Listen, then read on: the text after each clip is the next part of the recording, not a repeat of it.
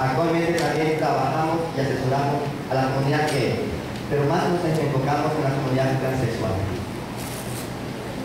Hablar un poquito del término del transexualismo sería un poquito yéndonos del tema, y ese no es el tema.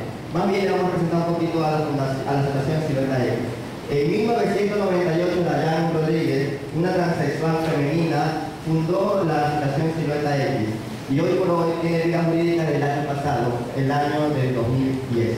Entonces, con ustedes, Dayan Rodríguez, una de las banderitas y por supuesto, una de las líderes de las transexuales de aquí de Guayaquil. Actualmente, estamos también trabajando con la comunidad de los cantones. Tenemos aquí también una serie de representantes líderes del cantón Babahoyo, que también van a dar su punto de vista. Un aplauso para presentar a Dayan Rodríguez, líder transexual.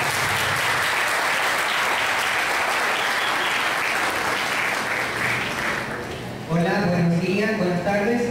Muchas gracias por el primero. Antes de todo, antes de cualquier concepción de fe, antes de cualquier fundamentalismo, antes de cualquier educación que hayamos recibido en nuestro hogar, porque a veces son nuestros propios padres que nos inculcan cosas que ni siquiera sabemos que estamos haciendo mal. Eso está comprobado.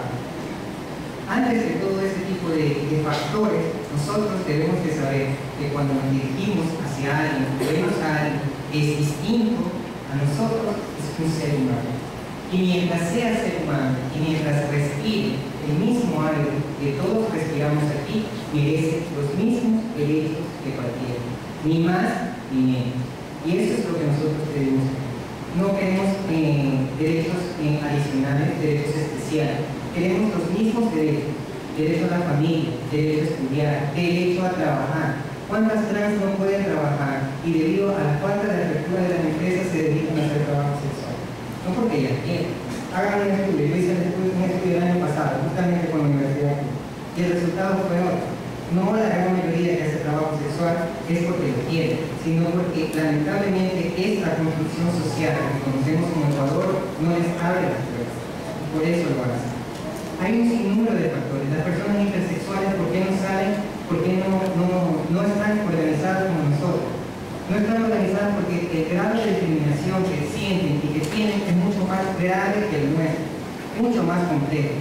Nosotros queremos y nos sentimos en el cuerpo de otra persona, pero ellos o ellas ya vienen con esa ambigüedad, ya sea cromosómico o corporal. Y eso hace que, porque sea distinto, la población en general discriminen sin saber quién es esa persona, sin saber si es una persona que puede fomentar el desarrollo dentro de un sistema jerárquico de identidades sexuales. Antes del siglo XIX, la homosexualidad no existía como denominación real para catalogar a los individuos del mismo sexo que tenían prácticas afectivo-sexuales. Es casi a finales del siglo XIX cuando la medicina crea las llamadas perversiones sexuales. Por ende, la homosexualidad va a estar dentro de estas nuevas construcciones y se la definirá como trastorno, o error en el desarrollo emocional. Al hacer esta revisión genealógica, nos podemos dar cuenta que la existencia de la homofobia es paralela a la construcción de la homosexualidad por parte de la clínica médica en el siglo XIX. En este mismo siglo, la invención científica de la homosexualidad marca la pauta de su consideración como una patología sexual.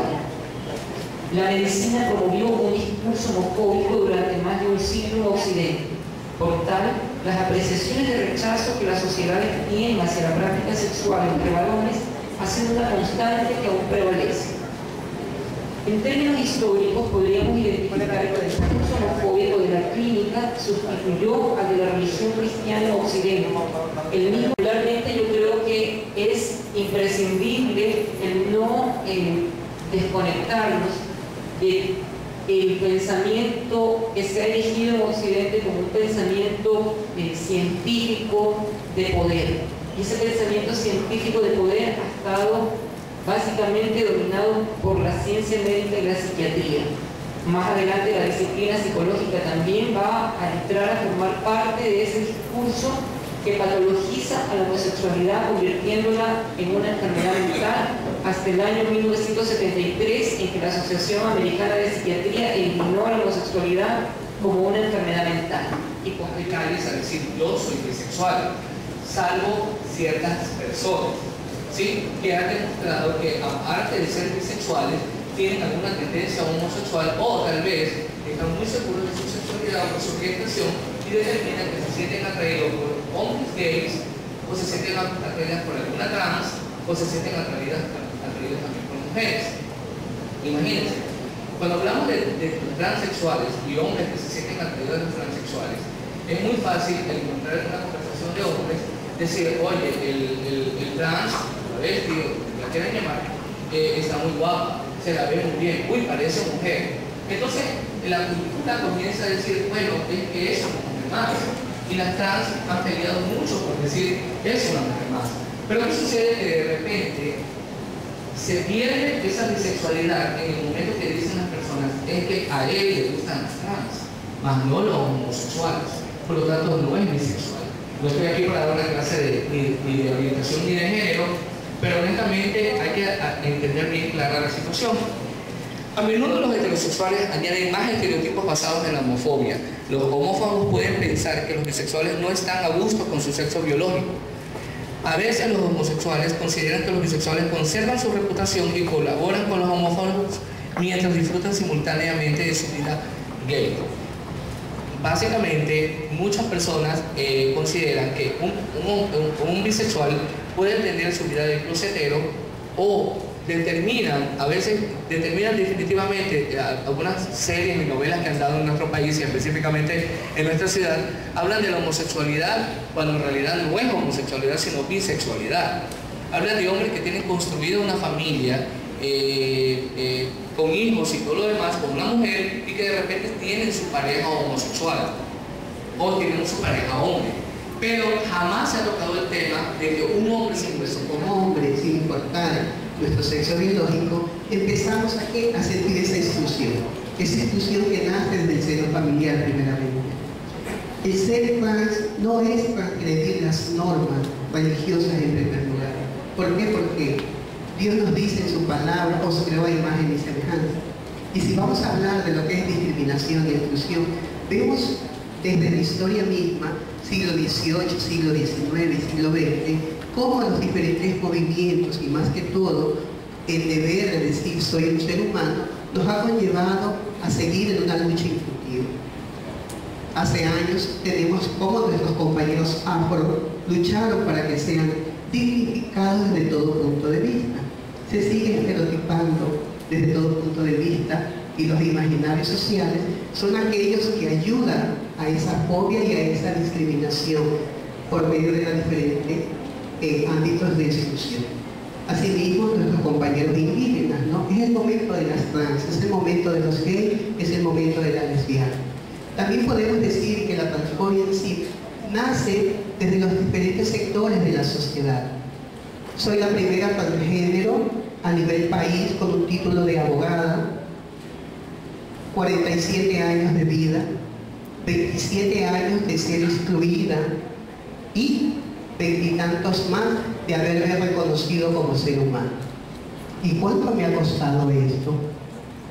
En realidad, así como todos ustedes nos miran hablando de homofobia, lesfobia, transfobia, bifobia, ¿quién no ha tenido de pronto una práctica o un sueño tal vez sexual, entre comillas? En los siglos XVIII, siglos XIX y siglo XX, un gran sexólogo como Jeffrey Quinn nos dice que la sexualidad, conforme va avanzando, es la sociedad la que la va normando. Antes no podíamos hablar de género, no podíamos hablar. Existen discriminaciones contundentes, como el sufrido por alguna compañera trans que no podía acercarse a votar en la urna de su identidad de género debido a que su sexo biológico estaba definido como masculino. Existen otros casos, como el que nos comentó la compañera Delia Urbano el año pasado de Mujer y Mujer, en donde ella nos contó cuando fue despedida al descubrirse su orientación sexual. Pero también existen discriminaciones, experiencias discriminatorias día a día en nuestra cotidianidad. Son las burlas, los cuestionamientos, la censura constante de compañeros, amigos o familiares que simplemente no entienden. El por qué un hermano o hermana de más de 30 años sigue soltero o soltera. Es la broma insidiosa, aquella que desde la burla destruye la identidad del sujeto atacado. Están además las personas dolidas, los sufridores eternos, aquellos que padecen por los pecados ajenos, que quieren redimir a toda costa a la persona caída, que piensan que es un mal paso, algo temporal, quizás le faltó algo. ¿Será que se les perdió en algún camino? Esas son las amistades, entre comillas, y especialmente los familiares, quienes desean enrumbar al hijo pródigo, al pedir. Para ellos serán capaces de todo, incluso de encarcelarlos sin su voluntad, para corregir esta relación. Para ellos es una enfermedad que debe ser curada. Curas que matan es una realidad de muchas personas, pero especialmente de mujeres lesbianas o de personas que nacieron con el sexo femenino y que hoy construyen su identidad masculina. Una vez más somos el sexo femenino, el sexo débil, el más vulnerable a caer en las mal llamadas clínicas de rehabilitación, que no son otra cosa que empresas que explotan a familiares que ante la promesa de una cura maltratan a personas de sexualidad e identidad diversa. Las compañeras del taller de comunicación mujer ubicadas en Quito. Con la siguiente pregunta: ¿qué es lo que sucede cuando nos encierran en una habitación oscura, a la cual jamás hemos entrado? Pongamos un poco más de riesgo. Entramos con los ojos vendados y sabedores de que antes de cruzarla y poder salir, tendremos que sortear algunos obstáculos desconocidos. ¿Qué sucede? Aún estando en una situación controlada, donde el mayor riesgo es simplemente caer, tropezar, hacernos daño, ¿qué nos generan estos miedos? ¿Quién no ha sentido miedo en alguna ocasión? Desde la prehistoria, los seres humanos han temido a todo aquello que desconocen, otorgándole en ocasiones un sitio divino, sobrenatural, y realizando ritos o inventando mitos para darle una simple explicación, sin darse cuenta de que aquello que tanta inquietud le causa es tan natural que si se estudiase y comprendiese, podría descubrirse como algo fascinante. El sistema va evolucionando y quienes ansían el poder y el control social descubren que generando miedo pueden manipular a las masas.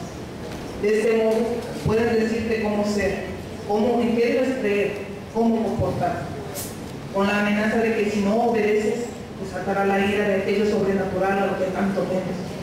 Infunden respeto con miedo para su propio beneficio. Esta situación no ha variado mucho en la actualidad.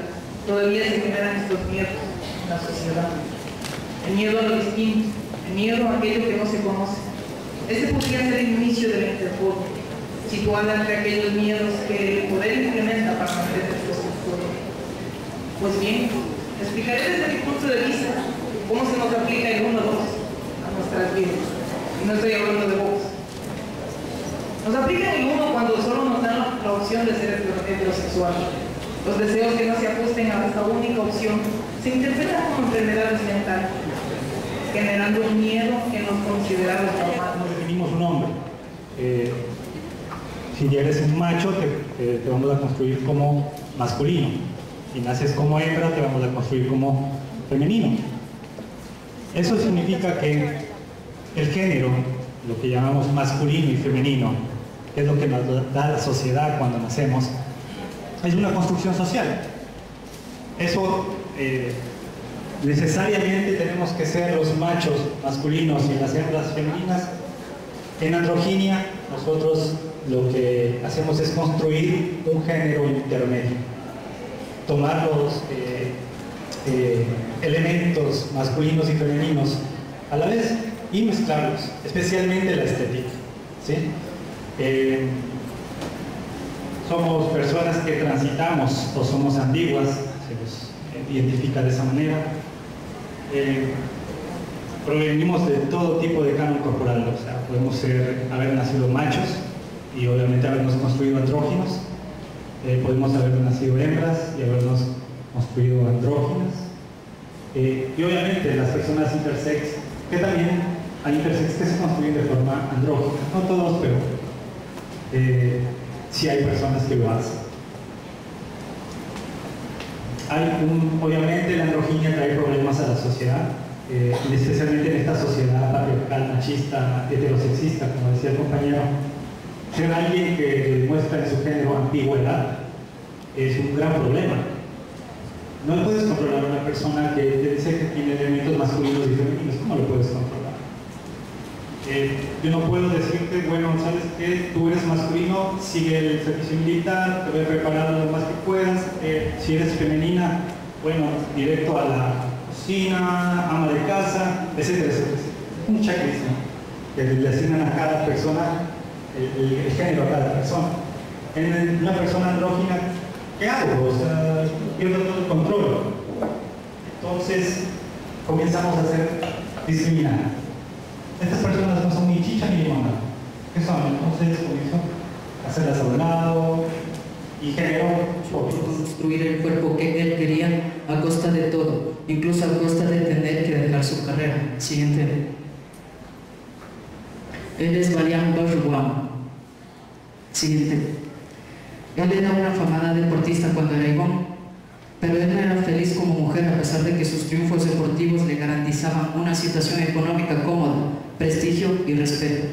Varia Bushmaun renunció a eso. Yo creo que todas las personas trans sabemos que nuestra identidad es más importante que cualquier cosa y que estamos dispuestos y dispuestas a dejar muchas veces todo a un lado con tal de lograr ser quien somos. Y en eso nos identificamos y nos hermanamos con las compañeras transfemeninas también. Pero esto, estimado público, dista mucho de la realidad en el Ecuador. Los transgéneros masculinos en nuestro país distan de la realidad de Mali, porque ustedes saben que no tenemos un sistema de salud, al igual que nuestras compañeras trans, que nos garantice nuestros derechos. Las cirugías que algunos de nosotros deseamos y hasta necesitamos son costosas. Las mismas hormonas masculinas son más caras que las femeninas, y si a esto le sumamos que los transgéneros masculinos vivimos muchas veces en precariedad económica a causa de la discriminación, ustedes se podrán imaginar que el panorama es bastante adverso. Muchos de nosotros, y lo digo por mi propio caso, nos hemos hormonizado con esteroides que implican un grave riesgo a la salud y sobre todo a la salud ginecológica.